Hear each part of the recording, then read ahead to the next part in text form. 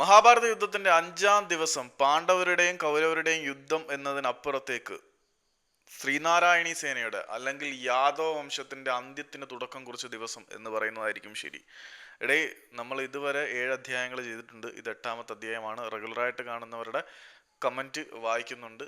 എല്ലാ വീഡിയോയിലും നിങ്ങൾ കമൻറ്റ് ചെയ്യണമെന്ന് റിക്വസ്റ്റ് ഉണ്ട്. പിന്നെ പുതുതായിട്ട് ആരെങ്കിലും കാണുന്നുണ്ടെങ്കിൽ അവർ പഴയ വീഡിയോകൾ കണ്ടിട്ട് ഇത് കണ്ടു കഴിഞ്ഞാൽ നന്നായിരിക്കും എന്നൊരു റിക്വസ്റ്റ് കൂടിയുണ്ട്.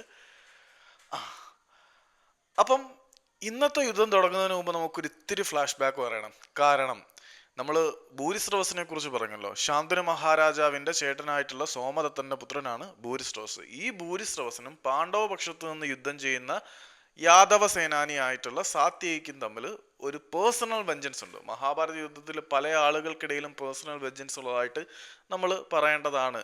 നമ്മുടെ ശിഖണ്ഡിക്കും ഭീഷ്മർക്കും തമ്മിൽ പേഴ്സണൽ വെഞ്ചൻസ് ഉണ്ട്.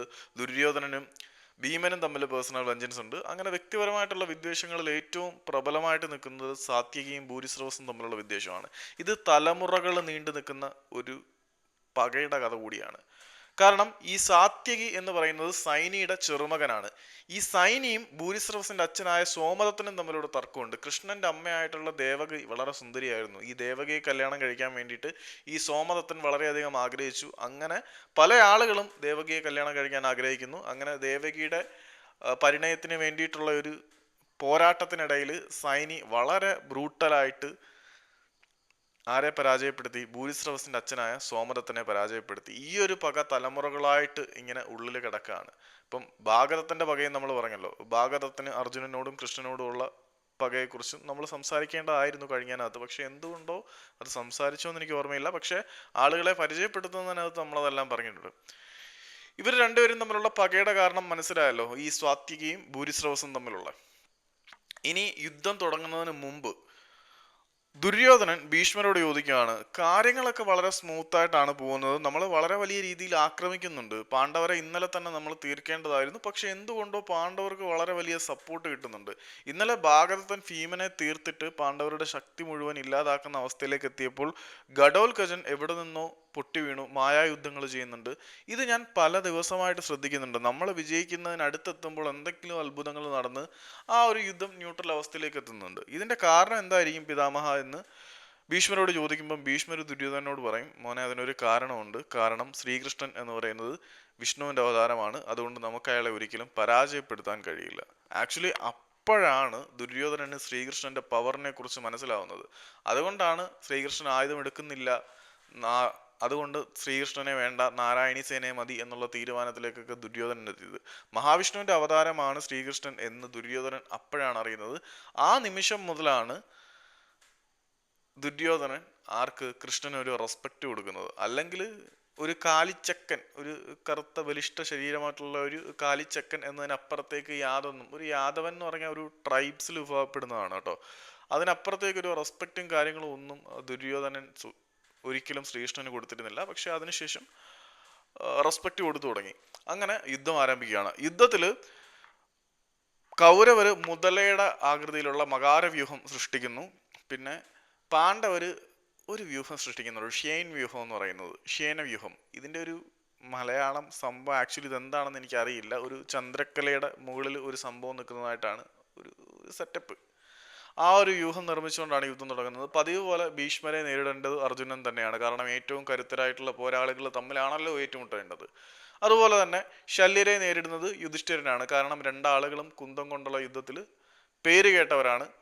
ബാക്കി സാത്വികയെ നേരിടുന്നത് ദ്രോണാചാര്യരാണ്. കാരണം സാത്വികയെ കൗരവരെല്ലാവരും നോട്ടം ഇട്ട് വെച്ചു കഴിഞ്ഞു. കാരണം ഇത്രയും ദിവസങ്ങളിൽ നിങ്ങളും നമ്മൾ ഈ കഥ കാണുന്നുണ്ടെങ്കിൽ ശ്രദ്ധിച്ചിട്ടുണ്ടായിരിക്കും, ഇത്രയും ദിവസങ്ങളിൽ പാണ്ഡവരുടെ സേനാനികളെല്ലാവരും റെസ്റ്റ് എടുത്തിട്ട് വന്ന് റീഇൻഫോഴ്സ്ഡ് യുദ്ധം ചെയ്യുമ്പോൾ പലപ്പോഴും റെസ്റ്റ് ഇല്ലാതെ വിശ്രമരഹിതനായിട്ട് ഒരു നിമിഷം പോലും വിശ്രമിക്കാതെ പാണ്ഡവ പക്ഷത്ത് നിന്ന് പോരാടിക്കൊണ്ടിരിക്കുന്നത് സാത്വികയാണ്. പക്ഷെ സാത്വിക നല്ല രീതിയിൽ പ്രശ്നങ്ങൾ സൃഷ്ടിക്കുന്നത് കൊണ്ട് തന്നെ എല്ലാവരും സാത്വികയെ തീർക്കണം എന്ന് നോട്ട് വെച്ചിട്ടുണ്ട്. പിന്നെ സഹദേവനും വികർണനും തമ്മിൽ യുദ്ധം ചെയ്തുകൊണ്ടിരിക്കുകയാണ്. വികർണൻ അത്യാവശ്യം ഈ കർണന്റെയും അർജുനന്റെയും ലെവലിന് തൊട്ട് താഴെ നിൽക്കുന്ന ടൈപ്പ് ഒരു ശ്രേഷ്ഠനായിട്ടുള്ള ധനുർധാരി തന്നെയാണ്.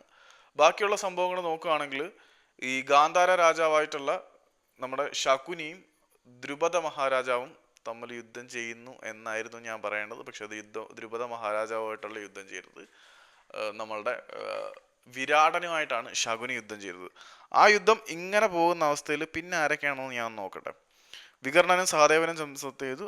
കൃതവർമാവും ദൃഷ്ടദ്യുമ്നും തമ്മിൽ ഒരു സൈഡിൽ യുദ്ധം ചെയ്തുകൊണ്ടിരിക്കുന്നു. ഇതാണ് പ്രധാനപ്പെട്ട പോരാളികളുടെ യുദ്ധം അന്ന് നടന്നത്.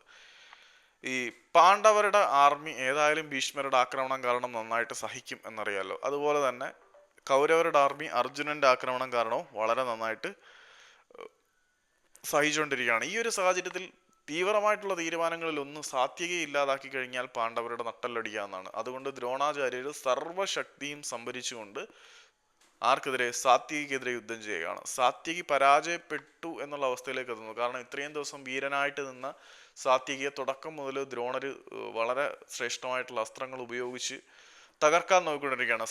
സാത്വികി തളരുന്ന അവസ്ഥയിലേക്ക് എത്തുമ്പോൾ ഭീമൻ വന്നിട്ട് സാത്വികയെ രക്ഷിച്ചിട്ട് ഭീമനുമായിട്ടുള്ള ഫൈറ്റ്, ദ്രോണരുമായിട്ടുള്ള യുദ്ധം ഭീമൻ ഏറ്റെടുത്ത് അവിടുന്ന് ഇങ്ങനെ മുന്നോട്ട് പോയിക്കൊണ്ടിരിക്കുകയാണ്. ഇതേ സമയത്ത് മറുവശത്ത് അർജുനൻ നിരവധി പാണ്ഡവ പോരാളികളെ കൊന്നുകൊണ്ടിരിക്കുകയാണ്. കാരണം എന്താന്ന് വെച്ചാൽ ചില സമയത്ത് ഭീഷ്മരെ കോമ്പാറ്റ് ചെയ്യാൻ വേണ്ടിയിട്ട് അഭിമന്യു ഉൾപ്പെടെയുള്ള ആളുകൾ കയറി വന്ന് അർജുനന് റെസ്റ്റ് കൊടുക്കുന്നുണ്ട്. ഈ സാഹചര്യത്തിൽ അർജുനൻ കൗരവപക്ഷത്തെ പോരാളികളെ ഒരുപാട് ആളുകളെ രഥികളെ തന്നെ കൊന്നു തള്ളുന്ന അവസ്ഥ ഒരുപാടുണ്ട് കേട്ടോ. അന്നത്തെ ദിവസം അർജുനൻ ഒരുപാട് കൗരവ രഥികളെ കൊന്നെടുക്കുന്ന കാഴ്ച നമ്മൾ കണ്ടു. ഇതിൻ്റെ ഇടയിൽ വെച്ചിട്ട് മറ്റൊരു സംഗതി നടക്കുന്നുണ്ട്. ദ്രുപദനുണ്ടല്ലോ, ദ്രുപദന്റെ പുത്രൻ അല്ലെങ്കിൽ പുത്രി എന്ന് വിളിക്കാൻ കഴിയുന്ന ശിഖണ്ഡിയും തമ്മിൽ ഭീമനുമായിട്ട് യുദ്ധം നടക്കുവാണ്. ഈ ഒരു കോണ്ടെക്സ്റ്റ് നിങ്ങൾക്ക് മനസ്സിലായല്ലോ. യുദ്ധം നടക്കുന്നില്ല, ഒരു മിസ്റ്റേക്ക് പറ്റി കേട്ടോ, അതൊന്നും നിങ്ങൾ ക്ഷമിക്കണേ. പെട്ടെന്ന് എൻ്റെ മൈൻഡ് നോട്ടായിപ്പോയി. ദ്രോണാചാര്യര് സാത്വികയും തമ്മിൽ യുദ്ധം നടന്നുകൊണ്ടിരിക്കുന്ന സാഹചര്യത്തിൽ ഇവിടെ ഇങ്ങനെ പ്രശ്നം നടക്കുവാണെന്ന് നമ്മൾ പറഞ്ഞല്ലോ.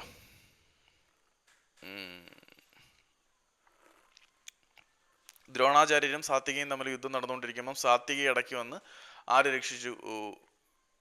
ഭീമൻ രക്ഷിച്ചു, മാറ്റിക്കഴിഞ്ഞു. പക്ഷെ ഈ സാത്വികി അങ്ങനെ വിട്ടുപോകും. സാത്വികി അടുത്ത് വേറെ ഫൈറ്റിന് പോയി, ഭൂരിശ്രവസമായിട്ടുള്ള ഫൈറ്റിന് പോകാനുള്ള സെറ്റപ്പിൽ നിൽക്കുവാണ്. പക്ഷെ ദ്രോണരുമായിട്ട് തന്നെ ഫൈറ്റ് ചെയ്തുകൊണ്ടാണ് നിൽക്കുന്നത്. ഇടയ്ക്ക് ചെറിയൊരു റെസ്റ്റിന് ശേഷം സാത്വികി യുദ്ധം ആരംഭിച്ചു. പക്ഷെ സാത്വികി ഫിസിക്കലി വളരെ ഡാമേജ്ഡ് ആയി തുടങ്ങി അന്നത്തെ യുദ്ധത്തിൽ. കാരണം സാത്വികി അന്ന് തളർന്നിട്ടാണ് യുദ്ധത്തിന് ഇറങ്ങി തുടങ്ങിയത്. അങ്ങനെ സംഭവം അർജുനൻ ഒരു സൈഡിൽ കൂടെ പാണ്ഡവരെ കൊല്ലാൻ തുടങ്ങി. ഈ സമയത്ത് എത്തിയപ്പോഴത്തേക്ക് ഭീമൻ ഭീഷ്മരുമായിട്ട് യുദ്ധം ചെയ്താലോ എന്നുള്ള തീരുമാനത്തിലേക്ക് എത്തുന്നു. കാരണം ഭീഷ്മർ അർജുനനുമായിട്ട് മാത്രമല്ല യുദ്ധം ചെയ്തുകൊണ്ടിരിക്കുന്നത്. അപ്പം ഭീഷ്മർ ഒറ്റയ്ക്ക് ഭീമനായിട്ട് യുദ്ധം ചെയ്യുന്നത് പ്രശ്നമാണെന്നറിയാം. അങ്ങനെ ഭീഷ്മരും ഭീമനും തമ്മിൽ ഒരു ചെറിയ കോമ്പാറ്റിലേക്ക് പോകാൻ കാരണം അർജുനനുമായിട്ടുള്ള യുദ്ധത്തിൽ ഭീഷ്മർ നന്നായിട്ട് തളർന്നു തുടങ്ങി. ആ തളർന്നു നിൽക്കുന്ന സാഹചര്യത്തിൽ ഇതുവരെ ചിത്രത്തിൽ ഇല്ലാതിരുന്ന ദുര്യോധനൻ ഫ്രഷ് ലെഗ് അല്ലേ, ദുര്യോധനൻ ഫ്രഷ് ആയിട്ട് ഭീഷ്മരുമായിട്ട് ഫൈറ്റിന് ഇറങ്ങാൻ പോവാണ്. അപ്പം ഭീഷ്മരെ നേരിടാൻ പോകുന്ന ഭീമനെ സഹായിക്കാൻ വേണ്ടിയിട്ട് ആര് വരുന്നുണ്ട് ഇടയ്ക്ക്? പക്ഷേ ഭീമൻ സാത്വികയെ ഒന്ന് പ്രൊട്ടക്ട് ചെയ്യാൻ പോകുന്നുണ്ട്. ഫ്രഷ് ലെഗിൽ തന്നെയാണ് നിൽക്കുന്നത്. ഇടയ്ക്ക് അന്നൊരു ഇടവേള ഡ്യൂട്ടികൾ ഹാൻഡിൽ ചെയ്യുന്ന പരിപാടിയായിരുന്നു ഭീമൻ അന്നത്തെ ദിവസം ചെയ്തുകൊണ്ടിരുന്നതെന്ന് പറയാം. അതിനുശേഷം ഈ ശിഖണ്ഡിയും ദ്രുപദനും കൂടി ഭീമനെ നേരിടാൻ പോകുന്ന സമയത്ത് ആര് വരുന്നുണ്ട്? നമ്മളുടെ വികർണൻ എന്ന് പറയുന്ന ദുര്യോധനന്റെ അനിയൻ അസ്ത്രത്താൽ കിടിലമാണ്. ഇവരെ രണ്ടുപേരെയും തടഞ്ഞു നിർത്തി രണ്ടാളുകളെ മാരകമായിട്ട് പരിക്കേൽപ്പിക്കുന്ന കാഴ്ചയാണ് നമ്മൾ കണ്ടത്. ഈ ഒരു സമയത്താണ് ഭൂരിശ്രവസ് ഒരു പരിപാടി കാണുന്നത്. കാരണം തൻ്റെ ആജന്മശത്രുവായിട്ടുള്ള സാത്വികി ഇപ്പം തളർന്നു നിൽക്കുവാണ്. സാത്വികി ഇപ്പം പോയി പണിഞ്ഞതാണ്. ഭൂരിശ്രവസ് സർവശക്തിയും സംഹരിച്ചു വന്ന് സാത്വികയുടെ നേരെ ഘോരമായിട്ടുള്ള ആക്രമണം തുടങ്ങി. ഈ സാത്വികയുടെ നേരെ ഘോരമായിട്ടുള്ള ആക്രമണം തുടങ്ങിയപ്പം സാത്വിക വളരെ തളർന്നിരിക്കുകയാണ്. ഒന്നിനും വയ്യ, തീരും എന്നുള്ള അവസ്ഥയായപ്പം സാത്വികയുടെ 10 മക്കളുണ്ട്. നമ്മൾ പറഞ്ഞല്ലോ യാദവ കുലത്തിന്റെ ഒടുക്കത്തിന്റെ തുടക്കമാണ് ഇന്നത്തെ ദിവസം. സാത്വികയുടെ 10 മക്കളും കൂടി സാത്വികയെ സഹായിക്കാൻ വന്നു. അച്ഛൻ റെസ്റ്റ് എടുത്തോ, നമുക്ക് കയറി പൂശാന്ന് പറയും. ഓക്കെ, അപ്പം അച്ഛൻ റെസ്റ്റ് എടുത്ത് ഇപ്പം 10 മക്കളും ഒരുമിച്ച് ഭൂരിശ്രവസിനെതിരെ പോരാട്ടത്തിന് നിൽക്കുക. ഭൂരിശ്രവസ് എന്ത് ചെയ്തു? ഈ 10 പുത്രന്മാരെയും സാത്വികയുടെ 10 പുത്രന്മാരെയും ഭൂരിശ്രവസ് കൊന്നു കളഞ്ഞു. മറു സൈഡിൽ ഘോരമായിട്ടുള്ള യുദ്ധം നടന്നുകൊണ്ടിരിക്കുകയാണ്. ബാലൻസ്ഡ് യുദ്ധങ്ങളാണ് നടന്നുകൊണ്ടിരിക്കുന്നത്. കാരണം ഈ ഭീഷ്മർക്ക് ഭീമൻ കോമ്പാറ്റ് എടുത്തുകൊണ്ടിരിക്കുമ്പം അർജുനൻ അവിടെ ഫ്രീ ആവുന്നുണ്ട്. അർജുനൻ ഫ്രീ ആയി കഴിഞ്ഞാൽ കൗരവസേനയെ പാണ്ഡവസേനയിൽ പാണ്ഡവസേന നശിക്കണമെങ്കിൽ ഭീഷ്മരെ ഫ്രീ ആക്കി ഇടണം. കൗരവസേന നശിക്കണമെങ്കിൽ അർജുനൻ ഫ്രീ ആയി പോകണം. കാരണം ഇപ്പൊ രണ്ട് പക്ഷത്തെ ഏറ്റവും മികച്ച പോരാളികൾ അവരാണ്. ഇവർ രണ്ടും കൂടെ മുട്ടി നിൽക്കാത്ത സാഹചര്യങ്ങളിൽ ഭീമനൊക്കെ ചേർന്നിട്ട് ആർക്ക് ഫൈറ്റ് കൊടുക്കുന്നുണ്ട്? ഭീഷ്മർക്ക് ഫൈറ്റ് കൊടുക്കുന്നുണ്ട്. ഈ സമയം അർജുനൻ ഫ്രീ ആണ്. നമ്മൾ മറ്റേ ഈ വ്യൂഹത്തിന്റെ പടം കാണിച്ചില്ലയോ, അർജുനൻ ഒറ്റയ്ക്ക് നിന്ന് കൗരവരുടെ ഈ സേനാനികളെ മുഴുവൻ കൊന്നെടുക്കുവാണ്. ആ ഒരൊറ്റ ദിവസം ഐ റിപ്പീറ്റ് 35,000 രഥികളെയാണ് അർജുനൻ ഒറ്റയ്ക്ക്. ഇപ്പം രഥികൾ എന്ന് പറയുന്ന ഒരു ക്ലാസിഫിക്കേഷൻ ഉണ്ട്, അതിനെക്കുറിച്ച് നമുക്ക് ചെയ്യാം. 35,000 രഥികളെ അർജുനൻ പാണ്ഡവർക്ക് വേണ്ടി കൗരവ നിരയിൽ നിന്നും കൊന്നു തള്ളി. ഈ സൈഡില് ഭൂരിശ്രവസ് സാത്വികയുടെ 10 മക്കളെ കൊന്നു തള്ളി. ആ ഒരു അവസ്ഥയിലാണ് യുദ്ധം അവസാനിക്കുന്നത്. അതായത് ആൾനാശത്തിന്റെ എണ്ണം എടുത്ത് നോക്കിക്കഴിഞ്ഞാൽ കൗരവർക്കാണ് നഷ്ടം. പക്ഷേ ഏറ്റവും കീ എലമെന്റ് ആയിട്ടുള്ള സാത്വികയുടെ 10 മക്കള് പാണ്ഡവ നിരയിൽ നിന്ന് മരിച്ചു. അപ്പം ആളുകളുടെ എണ്ണം മരിച്ചതിൽ കൗരവർക്ക് ദുഃഖം, സാത്വികയുടെ 10 പുത്രന്മാർ മരിച്ചതിൽ പാണ്ഡവരുടെ യുദ്ധം. ബാക്കി എല്ലാ ദിവസവും നമ്മൾ വിന്നർ കൗരവർ അല്ലെങ്കിൽ വിന്നർ പാണ്ഡവർ എന്നായിരുന്നു പറഞ്ഞുകൊണ്ടിരുന്നത്. പക്ഷെ 5-ാം ദിവസം ന്യൂട്രലാണ്. രണ്ടാളുകൾക്കും ദുഃഖമുണ്ട്, രണ്ടാളുകൾക്കും വിജയമുണ്ട്, രണ്ടാളുകൾക്കും ഒന്നുമില്ല, ന്യൂട്രലാണ്.